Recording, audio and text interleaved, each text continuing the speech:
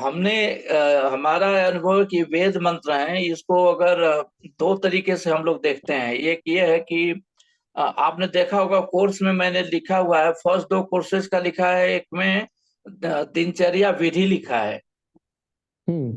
और दूसरे में मतलब जो विशेष अवसर पर यज्ञ करते हैं उसका विधि लिखा है। हम्म। तो विधि में हम क्या बताएंगे, मतलब केवल वो टॉपिक दिया हुआ है हमने, उसमें हम हाँ क्या हाँ बताएंगे कि हम कैसे, जैसे ब्रह्म संध्या कैसे करते हैं, जो मंत्र बताएंगे कैसे उसको करते हैं, लेकिन मीनिंग नहीं बताते हैं। उसी तरह अच्छा। से देव यज्ञ कैसे करते हैं लेकिन मीनिंग नहीं बताते हैं। हाँ वैसे ही जो है, जो विशेष यज्ञ है उनको भी करते हैं, मतलब प्रोसीजर बताते हैं क्या फॉलो करना है। और हाँ। आदमी मंत्र रट लेता है और वो बोलता रहता है, उसको पता नहीं रहता कि क्यों बोल रहा है। ठीक है। तो उसके लिए ही मैंने वो तीसरा कोर्स बनाया, देखा मंत्रार्थ लिखा है। हाँ हाँ। वो देखा तीसरा मंत्र, मंत्रार्थ का मतलब ये, पहले मैं विधि बताऊंगा हर चीज हम्म। का, और फिर उन मंत्रों के अर्थ बताऊंगा। अगर, हम्म। क्योंकि मैं ये नहीं चाहता हूँ कि लोग जो है वो ब्लाइंडली केवल वो बोलते रहे। ओके। हाँ। और उनको पता नहीं रहे कि ये जो बोल रहे हैं इसका मतलब क्या होता है। जी। हाँ, ये बात सही है कि वेद मंत्र हैं तो वो बताने से पूरा अर्थ तो सब क्लियर नहीं हो सकता कैसे भी, क्योंकि इनका जो अर्थ है वो भाव जी। से परिपूर्ण होता है, और भाव धीरे धीरे ही आदमी के अंदर में जाता है। भाव जो है हाँ हाँ जहन में धीरे धीरे घुसता है। लेकिन जब हाँ तक हाँ आपको अर्थ पता नहीं रहेगा तब तक वो भाव भी कहाँ पर निकाल पाएंगे। हाँ हाँ। अब तक हमने जो भी देखा है, जो भी लोग करते हैं, दो तरीके से लोग करते हैं। जैसे किसी पुरोहित को बुलाओगे हमारे घर पर सत्यनारायण स्वामी की पूजा करना है, तो हाँ। वो आएगा, वो एक विधि फॉलो करता है, मंत्र बोलता है, नवग्रह नवग्रह आह्वान करेगा, फिर देवों का आह्वान करेगा, कलश स्थापन करेगा, फिर सत्यनारायण स्वामी की कथा कहेगा, जयकारा करके चला जाएगा। अब हम्म। जो लोग बैठ करके सुन रहे थे वो सुन रहे थे भी और नहीं भी सुन रहे थे, क्योंकि उनको कुछ भी पता नहीं पंडित जी ने क्या किया। उसने कुछ कर्म हाँ। जरूर करवा दिए, बोला कि इधर अक्षत छोड़ दो, इधर फूल छोड़ दो, इधर कॉइन छोड़ दो, इधर ये चढ़ा दो, दूध चढ़ा दो, दही चढ़ा दो। तो उसने जो कहा हम्म। वो फिजिकल कर्म तो लोग कर लिए, लेकिन किसी को पता नहीं क्यों कर रहे हैं। हम्म। ये मुझे बहुत आड़ लगता था बहुत पहले, कि लोग हम्म। कि कोई पंडित जी आते हैं करके चले जाते हैं, न वो बताते हैं कि क्यों कर रहे हैं, न लोग पूछते हैं कि क्यों कर रहे हैं।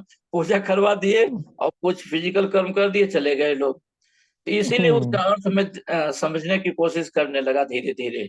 वो मंत्रों को मैं हम्म। खोजा कहाँ पर वेदों में लिखे हैं, और उन मंत्रों को लिखा हुआ मिलता भी नहीं, बड़ा मेहनत से खोज खोज करके निकाला। फिर उसका अर्थ देखा जी। तो हमारे समझ में आया कि एग्जैक्टली ये क्या है।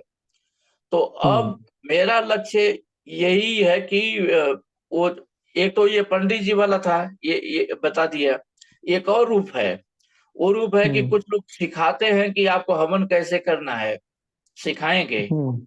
लेकिन वही जो मैंने पहला दो लिखा ना कि दिनचर्या वाला विधि है, जिसमें ब्रह्म संध्या, देव संध्या, वो सब कैसे करते हैं, पंच महायज्ञ कैसे करते हैं, उसकी विधि हम्म। बताएंगे। आप विधि भी याद कर लोगे और आप मंत्रों को भी याद कर लोगे, कर भी लोगे, लेकिन अर्थहीन है अगेन। हम्म।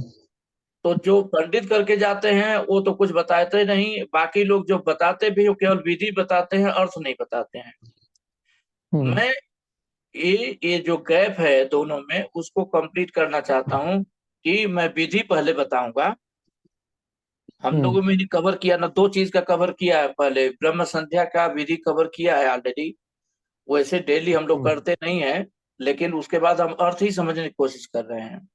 वैसे हम्म। ही देव जो जो देव यज्ञ है, अग्निहोत्र जो किए हैं, उसका भी हमने हम्म। विधि बताया है, मंत्र बताया है, आपने ऑलरेडी पढ़ा हुआ है। हम्म। रिवाइज करते हैं कि नहीं तो आप ही जाने, लेकिन ये हम्म। बता, वो विधि है और मंत्र है, बता हम्म। दिया। मैं चाहता हूं कि जो भी किया गया है उसका क्यों किया गया है, वो किस पर्पज से किया, वो और समझें।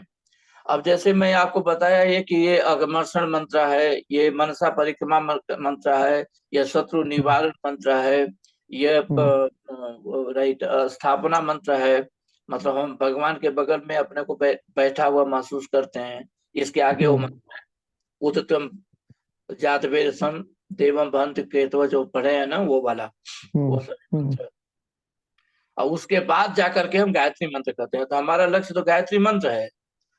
हम्म कुछ लोग करेंगे कुछ भी नहीं करो, गायत्री मंत्र जप करो, लेकिन केवल जप करना विदाउट अंडरस्टैंडिंग, विदाउट उसको फील किए हुए ना, थोड़ा ये सब चीजें नहीं होता है। लेकिन हाँ, हम्म कुछ पंडित जो हमने देखा है वो भी बताते हैं कि चलो इनका अर्थ आप भले न जानते हो, लेकिन इनको बार बार आवर्तन करते हो ना, तो आपको उससे फायदा होता है। हम्म ये नहीं करेंगे उससे फायदा नहीं होता है। बार बार आप गायत्री मंत्र बोलोगे तो अर्थ नहीं जानते हो तभी भी कुछ फायदा जरूर होगा, लेकिन वो हम्म नहीं होगा जो आपको अर्थ समझ करके करने में होगा। हम्म इसीलिए मैं ये सारे अर्थ बता रहा हूँ। Hmm start video, start my video. Sir आपका वीडियो नहीं आ रहा था इसलिए मैंने रिक्वेस्ट किया वो। अच्छा अच्छा, ठीक है। अभी मिल रहा है क्या? हाँ हाँ अभी आ रहा है। अच्छा, वो जो मैसेज दिए थे तो उसको हमने क्लिक किया था। हाँ हाँ। तो इसीलिए सभी का मैं अर्थ बताता हूँ, और अर्थ भी जो बताना है वो मैं शब्द अर्थ नहीं बता रहा हूँ। जो लोग कहीं कहीं पर हमें आज तक किसी ने इन मंत्रों का सही अर्थ बताया नहीं है, जिससे मैंने सुनना चाहा। राइट, सभी लोगों ने केवल वही शाब्दिक अर्थ बताया। हम्म तो मैंने कहा कि ये अर्थ तो हो ही नहीं सकता है, सिंपली ऐसे लिख दिया है तो ये अर्थ तो हो नहीं सकता, असली चीज तो कुछ और ही होगी, हमारे समझ में अंतर है। तो हमने उसको बड़ा रिसर्च किया, तब जाकर के पता चला कि वास्तव में बोला कुछ जाता है और अर्थ कुछ हम्म होता है। हम्म चलिए इसी क्रम में लास्ट दोनों मंत्र देख रहते हैं। पहला वाला है वो ध्रुवा दिक् है, और लास्ट वाला ऊर्ध्वा है। हम्म। दोनों को एक बार आप वाचन कर दीजिए। ये ध्रुवा वाला ना। हाँ ओम ध्रुवा दिग विष्णुर अधिपति कल्माश ग्रीवो रक्षता विरुद्ध ईशवः तेभ्यो नमो अधिपतिभ्यो नमो रक्षितृभ्यो नमो ईशेभ्यो नम एभ्यो अस्तु यो अस्मान दृष्टि यम व्यम दिश्मस्तम वो जम्भे ददमे। हाँ, तो इसमें जो है ध्रुवा दिक् है, ध्रुवा का मतलब ध्रुव से है। राइट, ध्रुव होने का हम्म मतलब दृढ़ होना। हम्म तो ध्रुव दिक् एक ओर से यह कहता है कि हम पृथ्वी को की ओर के, मतलब डाउन साइड को बोलते हैं, हम्म लेकिन उसका असली अर्थ यह है कि जो पृथ्वी है वो दृढ़ता देती है। हम्म हमें दृढ़ होकर के कुछ भी कर्म करना चाहिए। तो वो दृढ़ता का प्रतीक है। ध्रुव का मतलब केवल नीचे की दिशा या पृथ्वी नहीं है। राइट, हम्म दृढ़ता का प्रतीक है। हमें कुछ भी जब कर रहे हैं तो हमें ध्रुव होना चाहिए, मतलब दृढ़ होना चाहिए। ध्रुव हम्म नाम का एक भक्त भी था ना भगवान का, उसरों के ध्रुव मतलब एक ध्रुव तारा भी है, मतलब जो हाँ दृढ़ है, अपने जगह पर दृढ़ है। तो ध्रुवा हम्म देकर, राइट, विष्णु अधिपति। और ध्रुव कौन देता है, मतलब हमें स्थिरता कौन देता है? विष्णु। जो विष्णु भगवान है वो अधिपति देवता हैं ध्रुव दिशा के। ध्रुव दिशा मतलब नीचे की दिशा के, या पृथ्वी की दिशा के, या हमारी स्टेबिलिटी के, हमारे हम्म दृढ़ता के। वो अधिपति देवता है, विष्णु भगवान है। हम्म वो हमें दृढ़ता देते हैं। और कलमास ग्रीव रक्षिता, और रक्षक देवता हमारे कलमास ग्रीव है। कलमास ग्रीव का शब्द अर्थ लेंगे, शाब्दिक अर्थ लेंगे, तो उसका मतलब है कि कुछ जो है ना, चितकबरा रंग का कुछ हो। हम्म तो अब आपको लगेगा कि एक और तो बोल रहे हैं कि विष्णु जो है दृढ़ता के देवता हैं, तो दूसरे बोल रहे हैं कि चितकबरा हमारा रक्षक है। अब इसका क्या अर्थ निकलेगा? चितकबरा का क्या मतलब है? चित्रका, या हम्म मान लो कि बहुरंगी भी बोलते हैं। बहुरंगी हम्म रही कोई चीज है जो हमारा रक्षक देवता है। तो वास्तव में चितकबरा का मतलब यहाँ पर कलमास ग्रीव का असली मतलब यह है कि हमारे अंदर अनेक तरह की प्रतिभाएं होनी चाहिए। चितकबरा का मतलब वो कई तरह का कलर है ना, तो हम्म हमारे पास कई तरह की प्रतिभाएं होनी चाहिए। हम्म राइट, अब वो प्रतिभा भी हमें, राइट, विष्णु से ही मिलती है। तो कलमासक्रियो एक्चुअली वो विष्णु के ही एक तरह से एसोसिएट है। तो हम्म हमारे पास ध्रुव मतलब दृढ़ता देने के लिए, दृढ़ बुद्धि देने के लिए विष्णु भगवान है। और हम्म कलमासक्रियो मतलब बहुमुखी प्रतिभाएं हमारे अंदर जो पनपती हैं या पनपेंगी, वो हमारी रक्षक होंगी। मतलब अगर हम अपने अंदर प्रतिभा डेवलप नहीं करते हैं तो हमारी रक्षा कोई नहीं करेगा। जैसे कोई कह रहा ना कि भगवान है सब वही करता है तो हम क्यों करें, हम हम्म क्यों सीखें, हम्म हम क्यों पढ़ें, हम हम्म क्यों मेहनत करें।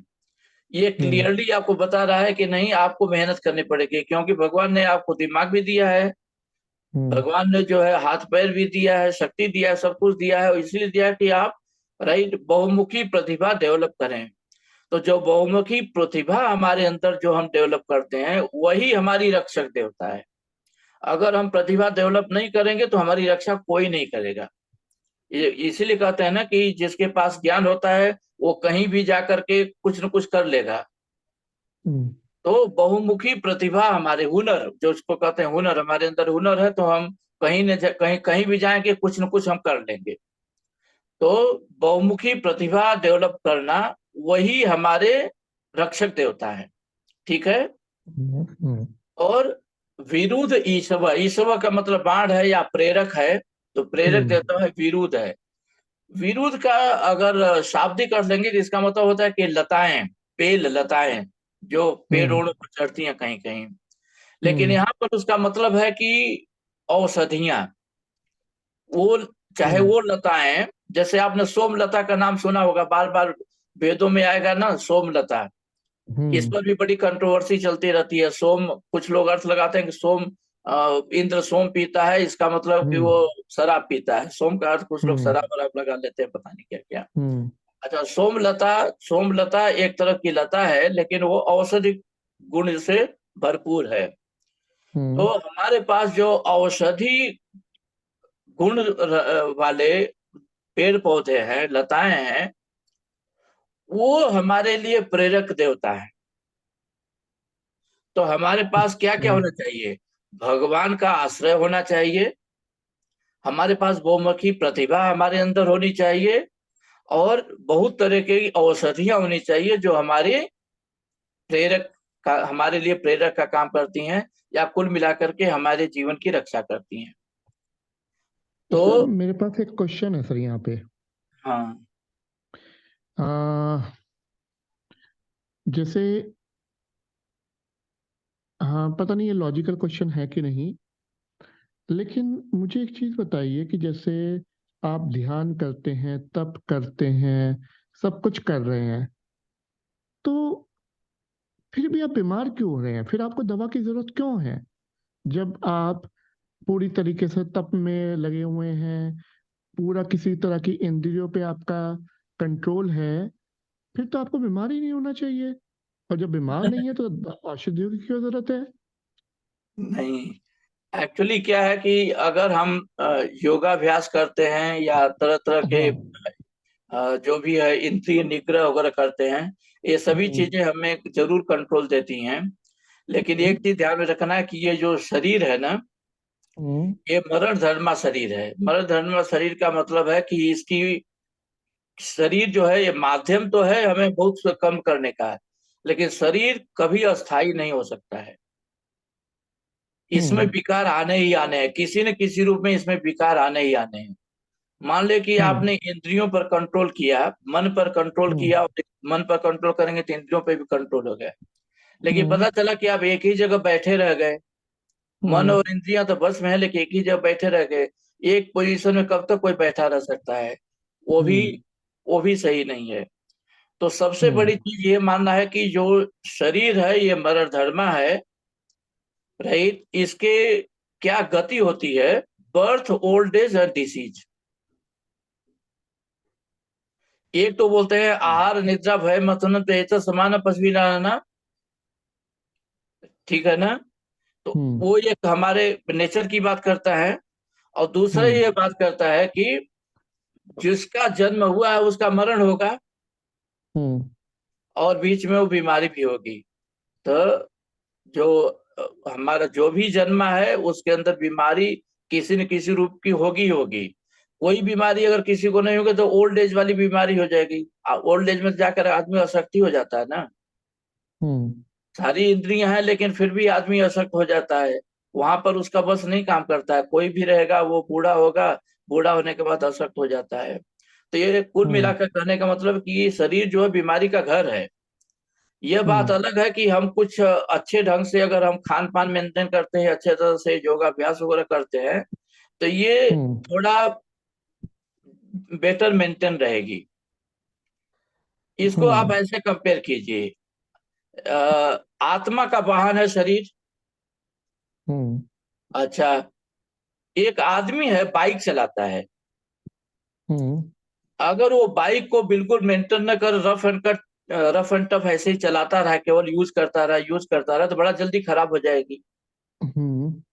अगर वो बाइक को जो यूज करता है लेकिन उसका मेंटेन भी रखता है तो ज्यादा समय तक चलेगी। हम्म। ज्यादा समय तक चलेगी। लेकिन इसका नहीं मतलब कि अनंत काल तक चलेगी। हम्म।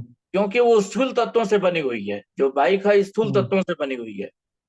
तो खराब तो होगी ही हम्म। होगी ना। 10 साल में 20 साल में हम्म। रहे और रफ कट यूज करोगे, उसका सही ढंग से इस्तेमाल नहीं करोगे तो हो सकता है कि हम्म। 2-4 महीने में भी खराब हो जाए, 2-4 साल में भी खराब हो जाए। हम्म। एग्जैक्टली आप शरीर को जो है, राइट, यही रथ है। ये वेदों में कहा हम्म। भी गया है, शरीर जो रथ है और रथ ही हम्म। आत्मा है। आत्मा इसको चला रही है। अगर इस रथ को हमने मेंटेन करके रखा हुआ अच्छी तरीके से तो हम्म। थोड़ा स्वस्थ रहेगी, ज्यादा समय तक स्वस्थ रहेगी। इसका ये नहीं मतलब है कि कभी बुढ़ापा आएगा ही नहीं। हम्म। बुढ़ापा खुद ही एक बीमारी होती है ना। हम्म। तो birth, old as and disease, ये तीन चीजें हमारे कंट्रोल में नहीं है, किसी के भी कंट्रोल में हम्म। नहीं है। बर्थ जो हुआ है हमारे बिना चॉइस के हुआ है। हम्म। ओल्ड एज जो आता है वो भी हमारे बिना चॉइस के आता है। ओल्ड एज हमारा हम्म। चॉइस नहीं होता है फिर भी आता है। हम्म। बहुत हम्म। बहुत इतना कर सकते हैं कि अगर हमने अपनी इस शरीर को, जो रथ है, रथ को हमने अच्छे तरह से मेंटेन किया हुआ है तो थोड़ा ज्यादा समय तक ये आपको सुखी पूर्वक रखेगी। इसका ये नहीं मतलब हम्म। ओल्ड एज आएगा ही नहीं, आएगा। तो birth, old age, disease and death, ये जो चीजें हैं इनको टाला नहीं जा सकता है। न बर्थ हम्म। चॉइस से आता है, न डेथ चॉइस से आता है, न हम्म। ओल्ड एज न चॉइस से आता है, न डिसीज। हम्म। आई बात समझ में? तो हम्म। ये चारों चीजें जो हैं शरीर का हिस्सा है, हमारे हम्म। जीवन का हिस्सा है। और हम्म। चारों का हमारे पास चॉइस बड़ा कम है। कुछ चीजों का बिल्कुल नहीं है। बर्थ का कोई चॉइस नहीं है, ओल्ड एज का कोई चॉइस नहीं है, और डेथ का कोई चॉइस नहीं है, सभी आता ही आता है। डिसीज हम्म। में थोड़ा सा हम मेहनत कर सकते हैं। हम अच्छी तरह से अगर रथ को मेंटेन करेंगे तो रथ कुछ ज्यादा समय तक के लिए हमें अच्छे ढंग से ले चलेगा।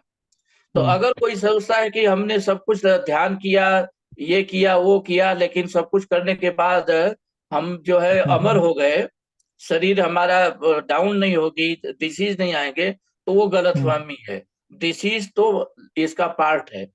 ये जो मैं बोल रहा हूँ, hmm. Birth, old age, disease and death, this is part of the Bhagavad Gita. मैंने इंग्लिश वाला वर्ड यूज किया है, but there is a hmm. Shloka in Bhagavad Gita. Hmm. वो कहता है कि birth, old age, disease and death, these four are the actual things of the life, जिसको, hmm. जो पूरी की पूरी आपके कंट्रोल में नहीं है। हम्म।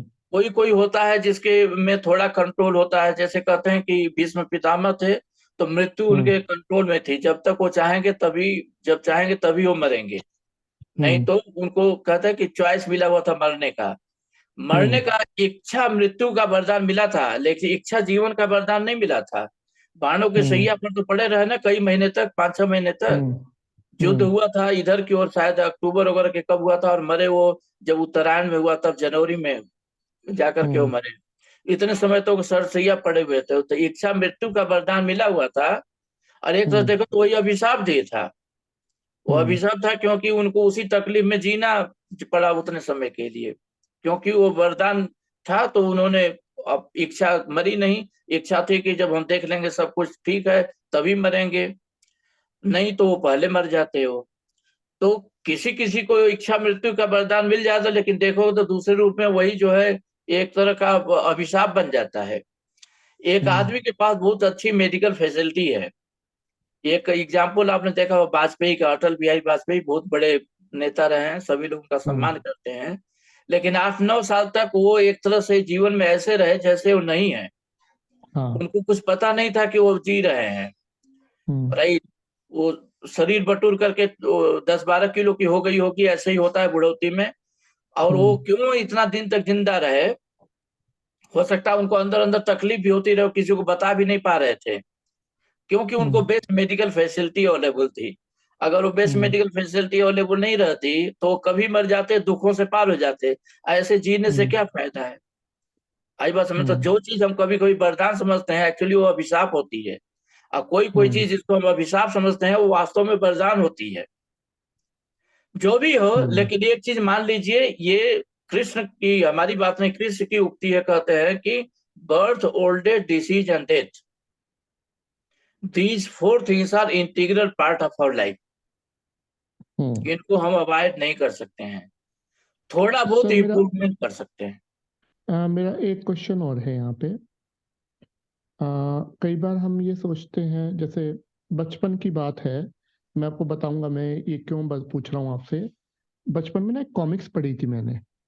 हाँ। कॉमिक्स, छोटा था मैं, कॉमिक्स पढ़ी। वो कार्टून उसमें होते थे। एक कॉमिक्स थी जिसमें पहलवान होते हैं बहुत सारे, और वो बहुत मेहनत करके अपने जिम विम जाके बॉडी बनाते हैं। फिर एक गुंडा आता है, उन सबको गोली मार देता है। हम्म। तो मेरे दिमाग में उस समय, मैं ऐसा ही रहा हूँगा 10-11 साल का, मेरे दिमाग में ये आया कि यार इन लोगों ने इतनी मेहनत करी और 5 मिनट भी नहीं लगे मरने में। इससे अच्छा एंजॉय करते लाइफ को। मेहनत करने की क्या जरूरत थी जब मौत तो लिखी थी। और वो उस चीज का मेरे दिमाग पे ऐसा असर हुआ। मेरे को जब भी मैं कुछ करने की सोचता हूँ, मेरे दिमाग में यही आता है, पता नहीं इससे फायदा होगा कि नहीं होगा, इससे अच्छा एफआईटी मत डालो, क्या पता फायदा होना हो। तो मुझे आज जो आपने बोला, मुझे अचानक से वो चीज याद आई। ये 30 साल पहले हुआ होगा ये। एक्चुअली इस ढंग की सोच बहुत लोगों की होती है। राइट, हम्म। एंजॉय करो, मरना तो है ही है। हाँ। ऐसी एक घटना हुई हमारे एक गांव के, एक आदमी थे, वो आर्मी से रिटायर थे और पियक्कर थे हम्म। काफी। हम्म। तो उनका कुछ हुआ था, ऑपरेशन वगैरह भी कुछ हुआ था, हार्ट वगैरह का ऑपरेशन भी हुआ था। और डॉक्टर हम्म। ने बोला था कि बिल्कुल अब पीना नहीं, अगर पियोगे तो मतलब बच नहीं पाओगे। हम्म। हम्म। तो ऐसे मतलब हम वहां पर पास में नहीं थे, लेकिन वहां पर हमारे बड़े भाई हैं, गांव में रहते हैं, तो वो थे। तो उनकी पत्नी ने कहा हमारे बड़े भाई से कि उनको समझाओ कि ये पीना बंद कर दें कैसे भी।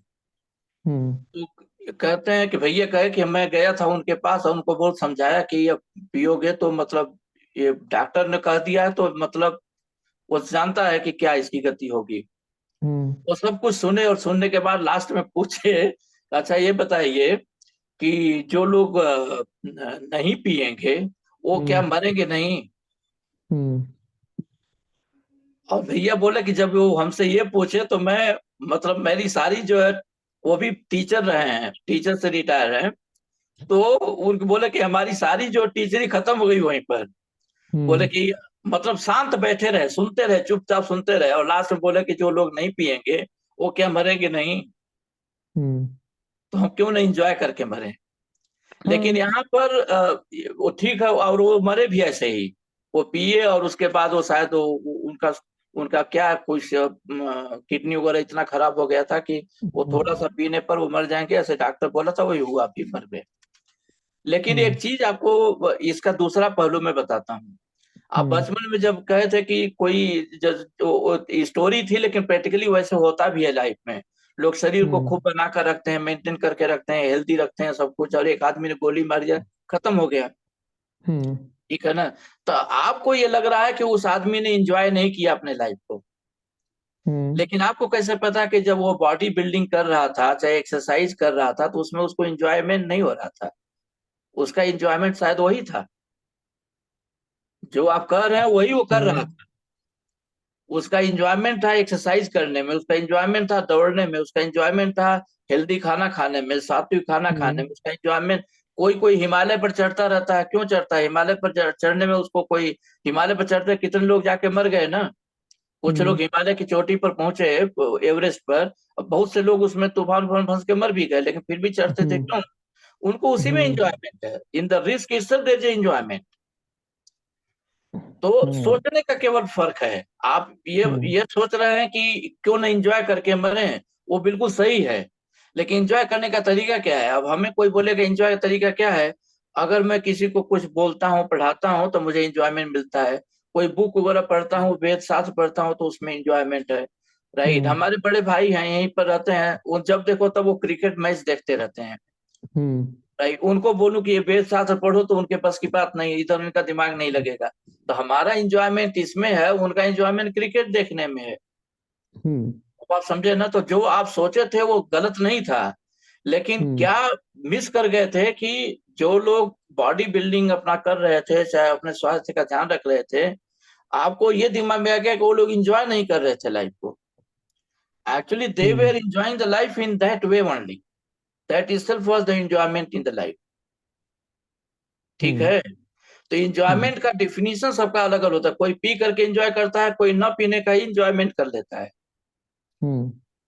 तो ये सबका अपना अपना है। तो ये मत सोचिए कि कोई इंजॉय नहीं कर हम्म। रहा है, वो अपने ढंग से इंजॉय कर रहा है। हाँ, कुछ लोग होते हैं जो जैसे पैसा कमाने की धुन में ऐसे पड़ गए कि उन्होंने अपने कुछ भी नहीं इंजॉय किया। वो भी एक तरह का है लाइफ।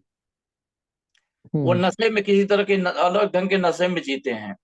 तो वो भी नहीं हम्म। होना चाहिए, ये मैं मानता हूँ। लेकिन ज्यादातर लोग अपने ढंग से जीवन जीते हैं, तो अपने ढंग से जीने का मतलब ही इंजॉयमेंट है। That is the best enjoyment. Hmm. मैं अपने ढंग से हम्म। जी रहा हूँ, ऐसे तो दूसरा कोई हमने देखा नहीं है। प्रैक्टिकली हमारे आसपास में नहीं देखे हैं, तो हमारा इंजॉयमेंट इसी में है।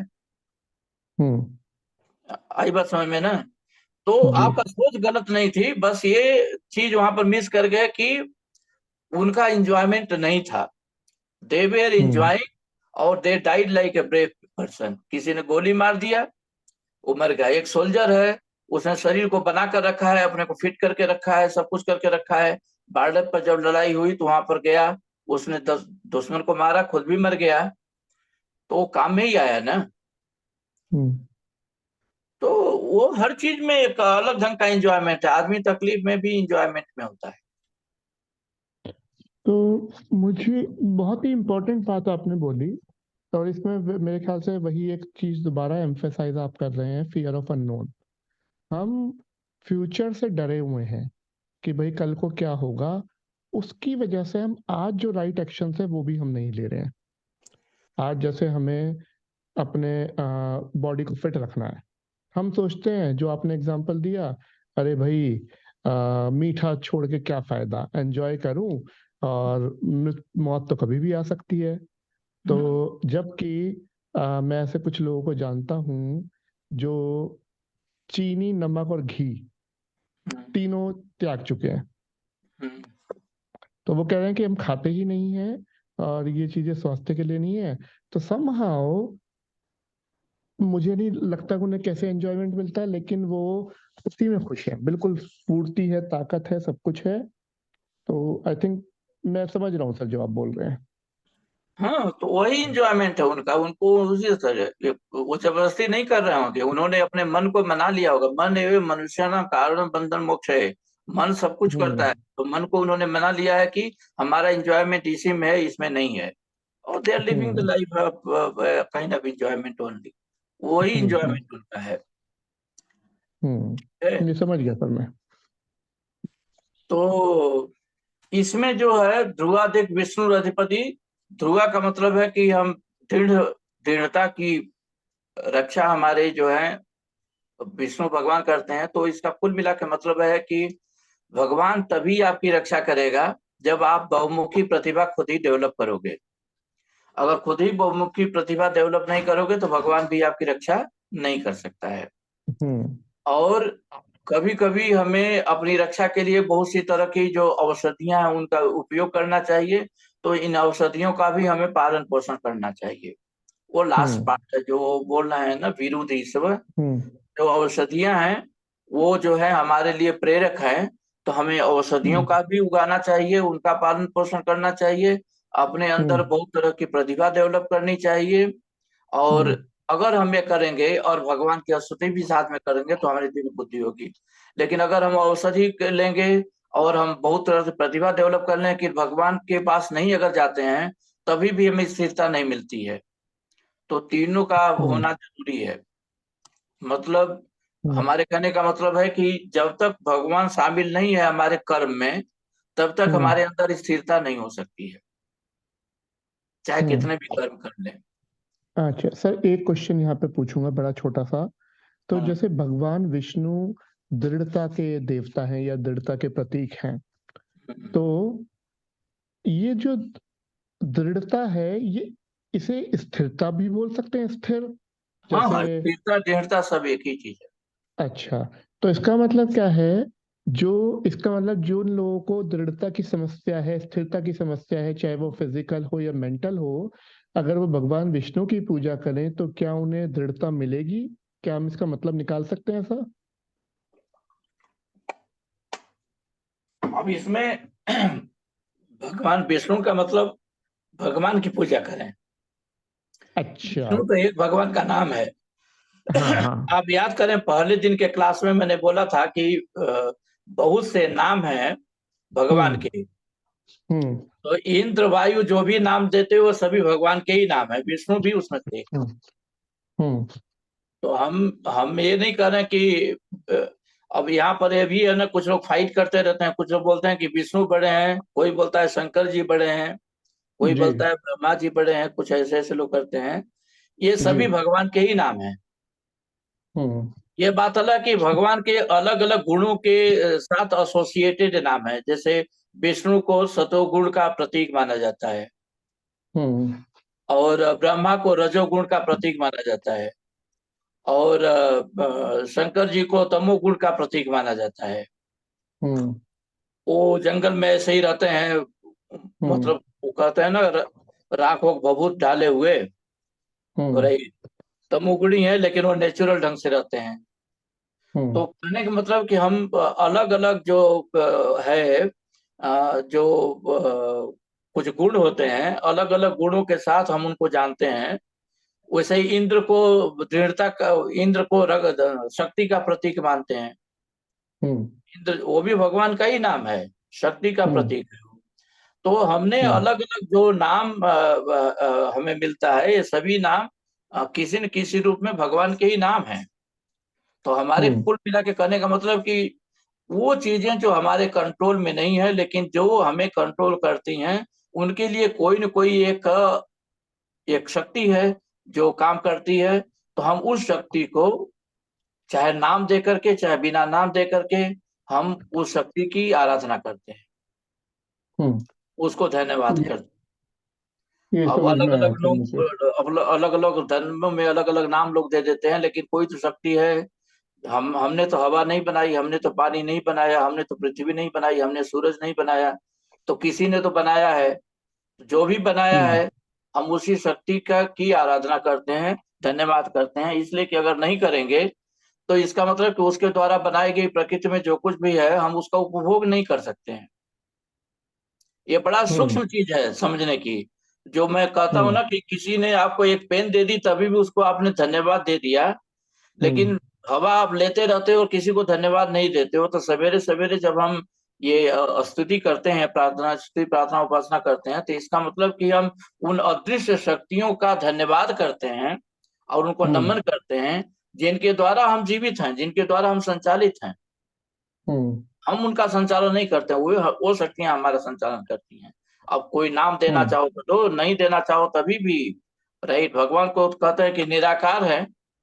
हम्म एक वर्ग हमारा ये है, वो कहता है कि भगवान निराकार है, अबिना नाम हम्म का है। उसका न कोई हम्म नाम है न उसका कोई आकार है। हम्म। ये भी तो माना जाता है ना।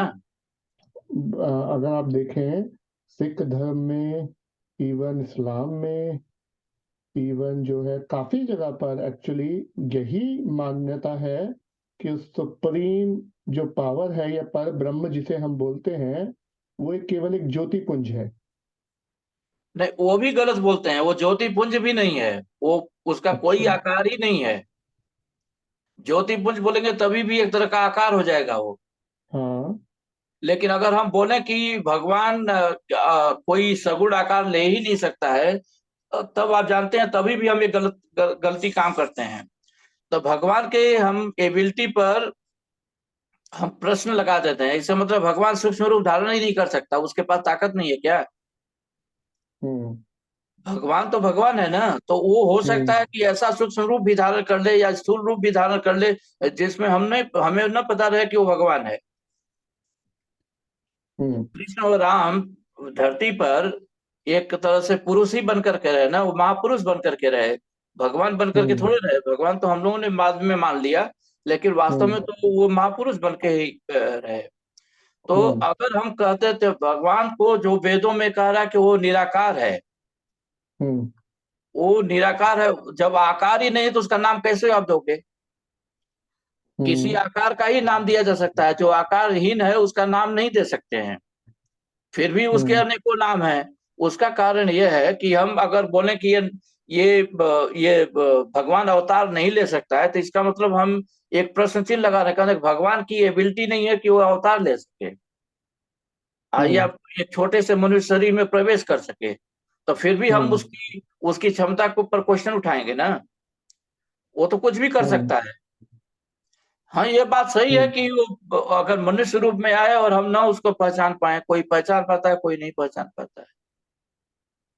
हम्म। तो अभी यही मान के चले कि वो निराकार है, फिर भी वो जो हम्म। चाहे वो आकार ले भी सकता है, उसकी मर्जी। हम्म। उससे बड़ा हाँ। तो कोई नहीं है, उसकी मर्जी, वो कुछ भी कर सकता है। हमारी हम्म। क्षमता है कि नहीं उसको समझ पाने की, वो हमारी एबिलिटी पर निर्भर करता है, हमारे ध्यान पर निर्भर करता है, हमारी भक्ति पर निर्भर करता हम्म। है। तो लास्ट वाले छठवें पर चलें। जी जी जी। ओके, बोलिए, रिसाइट कीजिए। ओम ऊर्ध्वा दिग्बृहस्पतिर अधिपति शिवत्रो रक्षिता वर्षम ईशवः हम्म।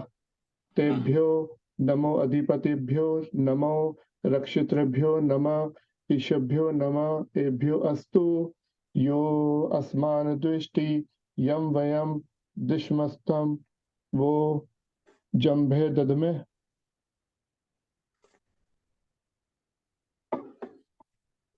ये ऊर्ध्वाधर में से ऊपर की दिशा का है। तो पहले ये हमने बात की इसके पहले वाले में कि हम नीचे की दिशा की बात कर रहे थे, मतलब हम एक हाँ स्टेबल प्लेटफॉर्म की बात कर रहे थे, धरती की बात कर हाँ रहे थे, या हाँ दृढ़ता की बात कर रहे थे। अगर हाँ। हम दृढ़ता पूर्वक बहुमुखी प्रतिभा डेवलप करते हैं तो हम ऊपर उठते हैं। तो ये ऊर्ध्वाधिक मान ऊपर उठते हैं, तो ऊर्ध्वाधिक का इस बात का प्रतीक है कि हम ऊपर उठते हैं। ऊपर उठने का मतलब है कि हम अपने को अपलिफ्ट करते हैं, अपने को ऊंचा उठाते हैं। हम्म। राइट, फिजिकली नहीं, हम अपनी भावना से, अपनी ज्ञान से, अपनी प्रतिभा से हम ऊपर उठते हैं।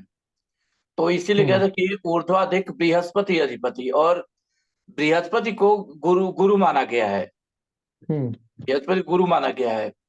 तो हम्म। ऊपर उठने के हमारे पास शक्ति है, हमारे पास आधार है, हमारे पास प्रतिभा है, लेकिन इस प्रतिभा को सही दिशा देने के लिए स्वित्रो, स्वित्रो का मतलब होता है सफेद।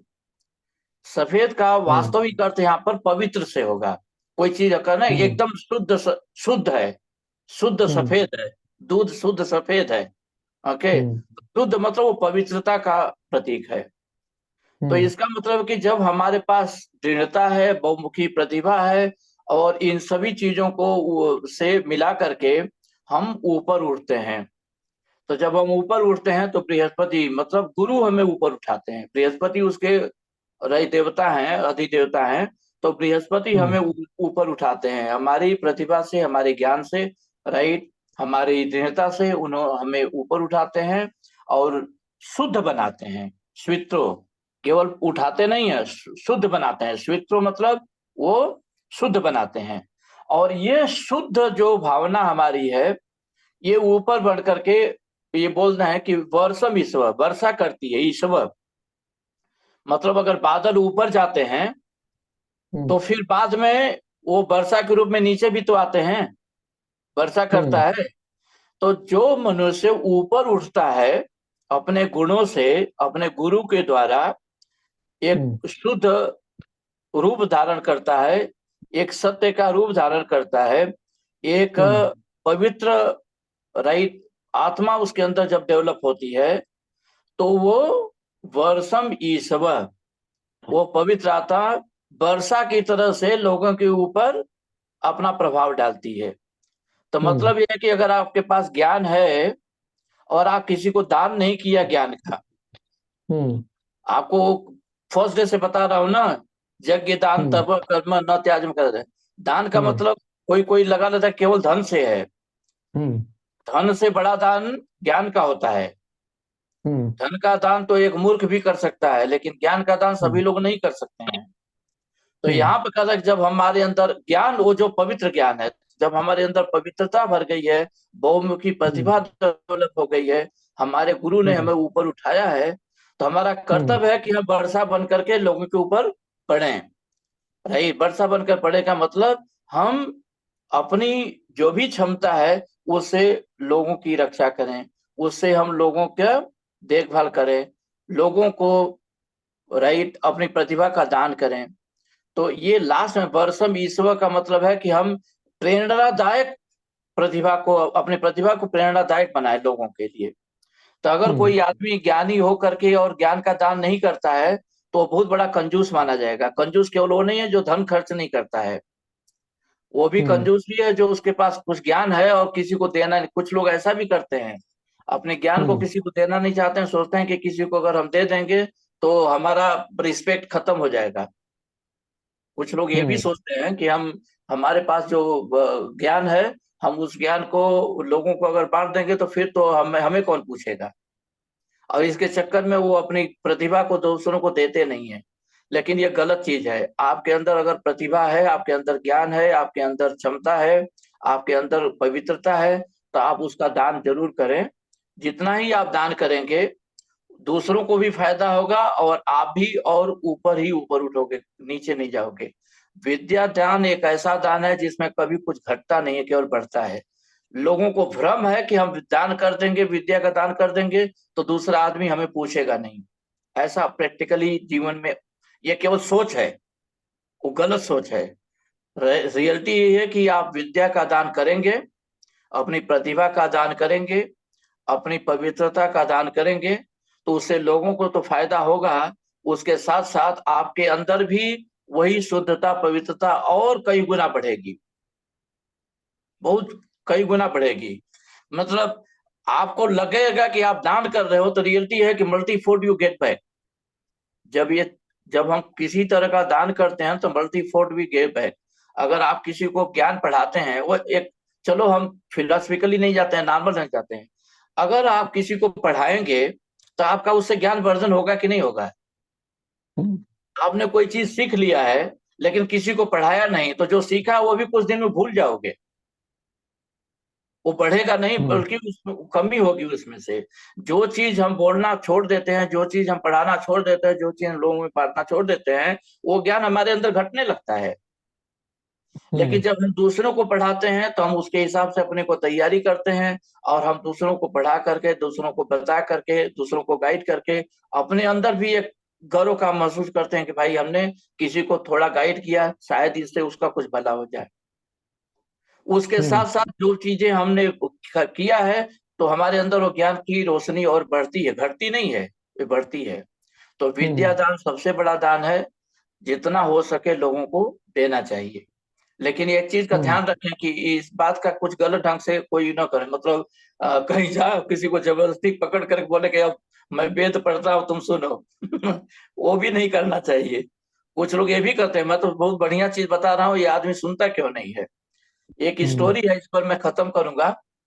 हम्म। एक आनंद नाम का चेला था, शिष्य था महात्मा बुद्ध का। हम्म। महात्मा बुद्ध जो है वो करुणा का अवतार माने जाते हैं। मतलब एक हम्म। तरह से करुणा की भावना लोगों में वो बढ़ाते थे। तो हम्म। करुणा का अवतार माने जाते हैं, भगवान विष्णु के 10वें अवतार माने जाते हैं। तो करुणा की हम्म। भावना उनमें कूट कूट के बढ़ती, उसको बढ़ाते थे। और वही सब शिक्षा सबको देते थे, अपने अनुयायियों को, अपने अपने जो शिष्यों को बताते थे, तुम लोग भी जाकर के लोगों में शिक्षा दो। तो उस दिन क्या हुआ कि एक दिन आनंद कहीं गया और उसको कोई आदमी मिल गया, और हम्म। अपने गुरु की आज्ञा का पालन किया। उसने सब बौद्ध धर्म की चीजें उसको सिखा दी, बोला। वो आदमी जो है ध्यान से उसको सुन नहीं रहा था, और ये इसको हम्म। समझ में आ रहा है कि मैं इतनी अच्छी अच्छी बातें बोल रहा हूँ, और कैसा मूर्ख आदमी मेरी बात को सुनता नहीं है, ध्यान नहीं देता हाँ। है। और मैं तो अपना काम, मुझे तो जो गुरु ने कहा वही मैं कर रहा हूँ। हम्म। तो वो एकदम से जब विचलित हो गया, परेशान हो गया कि ये तो आदमी मेरी ध्यान ही नहीं देता है मेरी शिक्षा पर, और कुछ सुनता ही नहीं ठीक से। तो उसको वो पकड़ करके लेके गए गुरु के यहाँ, महात्मा बुद्ध हम्म। के यहाँ। और हम्म। महात्मा बुद्ध के पास जाकर बोले कि इसको मैं घंटों से समझा रहा हूँ, और ये कुछ हम्म। सुनने को तैयार ही नहीं है, मेरी कोई बात जो है जो लगता है कि जैसे सुनता है और नहीं सुनता है, सुनकर भी नहीं सुनता, अनसुना कर देता है। तो हम्म। महात्मा बुद्ध ने उससे थोड़ी सी बात की, तो उसको पता चला कि ये आदमी कई दिन से भूखा है, ठीक से खाना नहीं खाया है। तो हम्म। उन्होंने आनंद से बोला कि तुम इसके खाने का प्रबंध करो।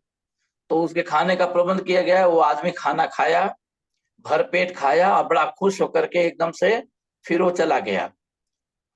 तो हम्म। आनंद को आश्चर्य हुआ, बोले कि आपने खाना भी दे दिया और जाने भी दिया, शिक्षा भी नहीं दी। हम्म।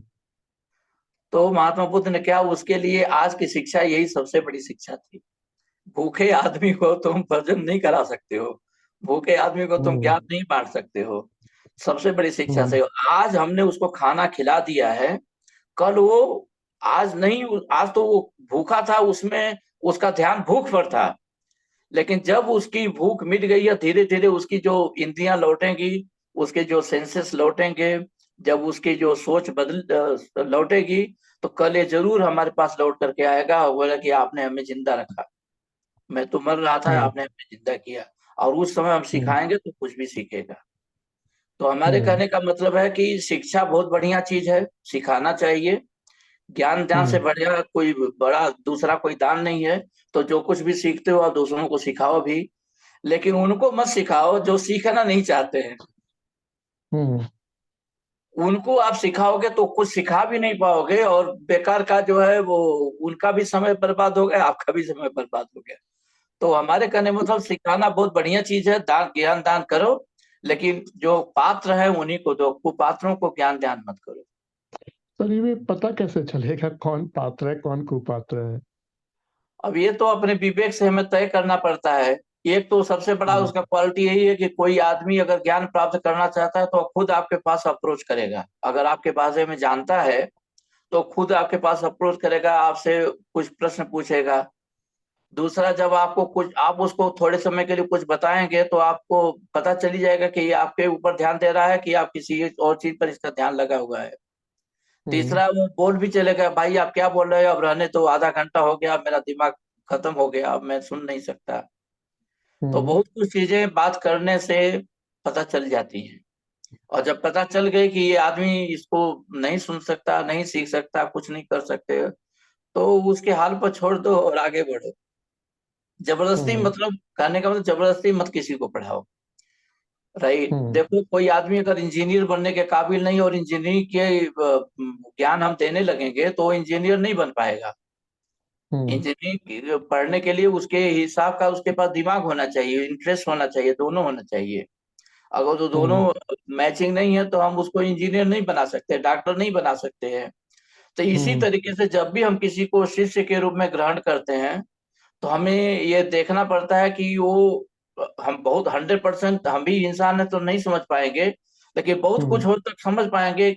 उसके वो इंक्विजिटिव कितना है, और उससे हम्म। पता चलेगा। उसके जो बात करने का तरीका है, क्या वो सीख रहा है, क्या नहीं सीख रहा है, बहुत कुछ चीजें हैं जो आपको बता देती हैं कि ये आदमी आपकी बात को सुनेगा, और उससे उसको उससे वो लाभान्वित भी होगा। हम्म। हम्म। तो इन सभी में मैं लास्ट पार्ट छोड़ दे रहा हूँ, क्योंकि लास्ट पार्ट जी। उनको सभी, इन अधिपति देवताओं को, रक्षक देवताओं को, प्रेरक देवताओं को नमस्कार है। और हम्म। ये हमारे पास जो भी हमारे दुश्मन है रहे। हम्म। अब इसके लास्ट में जो बात की है, जो फिफ्थ में कह रहे हैं कि वो जो औषधियां, राइट, तो उसका मतलब है कि हम्म। हमारे जो शरीर के दुश्मन रोग हैं, और उन रोगों से हम्म। निपटने के लिए औषधियां जो हैं वो प्रेरक देवता है। ठीक हम्म। है ना। उसी तरह हम्म। के लास्ट में कहते हैं वर्षा कर रहा है, ज्ञान की वर्षा कर रहा है, तो अज्ञान जो है यहाँ पर दुश्मन है। हम्म। किस दुश्मन को हम मार रहे हैं, किस दुश्मन को जबड़े में डाल रहे हैं, तो इसका मतलब यह है कि लास्ट वाले में हमारे पास जो ज्ञान है, हमारी जो प्रतिभा है, राइट, वही जो है अज्ञान को दूर कर सकती है। तो अज्ञान यहाँ पर आपका दुश्मन है। हम्म। पांचवें में रोग आपका दुश्मन है। हम्म। इसी तरीके से बाकी सभी में जब आप ध्यान देंगे तो समझ में आ जाएगा। ठीक है सर, ये मुझे समझ में आ गया है। और मैं रिकॉर्डिंग भी आप यूट्यूब में डाल दीजिए, मैं दोबारा सुनूंगा और मैं इसको लिख भी लूंगा। क्योंकि क्या है कि इसको जो है बड़ा गहरा मतलब है। एक बार में सर ये समझ में आता नहीं है, क्योंकि आप जिस तरीके से बता रहे हैं चीजों को, दृढ़ता के प्रतीक विष्णु है, हमें अपने अंदर वो क्वालिटी और का जो है बहुमुखी प्रतिभाएं डेवलप करनी है, जिससे हम ऊपर उठ सकें। वो काफी गहन मीनिंग है, इसको मेरे को थोड़ा थोड़ा जो है ना हाँ, प्रैक्टिस करनी आपको मैंने पड़ेगी, बिना पहले ही प्रैक्टिस के बताया नहीं कि होगा। इनका अर्थ मैं बताने की कोशिश करूंगा, लेकिन इस वेदों का, वेद मंत्रों का अर्थ कोई भी एक्सप्लेन नहीं कर सकता है। जी। कुछ हद तक हम आपको ले जाएंगे, उसके बाद बाकी खुद ही आपको ट्रेवल करना है। जैसे कहते हैं ना कि जी। किसी जी। को रास्ता दिखा दो और बाकी रास्ते पर उसको खुद चलने दो। तो ये हाँ। वेदों की लाइन वही है। वेदों में हम कुछ ही लेवल तक समझा पाते हैं, उसके बाद हम्म। बाकी सब चीजें आदमी के खुद के समझ की होती हैं, खुद के हम्म। समझ की भी नहीं होती हैं, उसके फील की होती हैं। ये चीजें हम्म। अनुभव की होती हैं, ये समझ की नहीं बल्कि अनुभव की चीजें होती हैं। तो धीरे हम्म। धीरे आएगा। हाँ, तो ये बात सही है कि आप एक आध बार और सुनोगे तो थोड़ा और अच्छे से चीजें क्लियर होगी। आज मैं हम्म। क्या करूंगा ना कि बाद में मैं डाउनलोड करके वही यूट्यूब पर अपलोड कर दूंगा, कल ठीक है वाला सर। भी और आज वाला भी, दोनों को। ठीक है सर। तो अभी रिकॉर्डिंग बंद करता हूँ मैं। जी। ओके।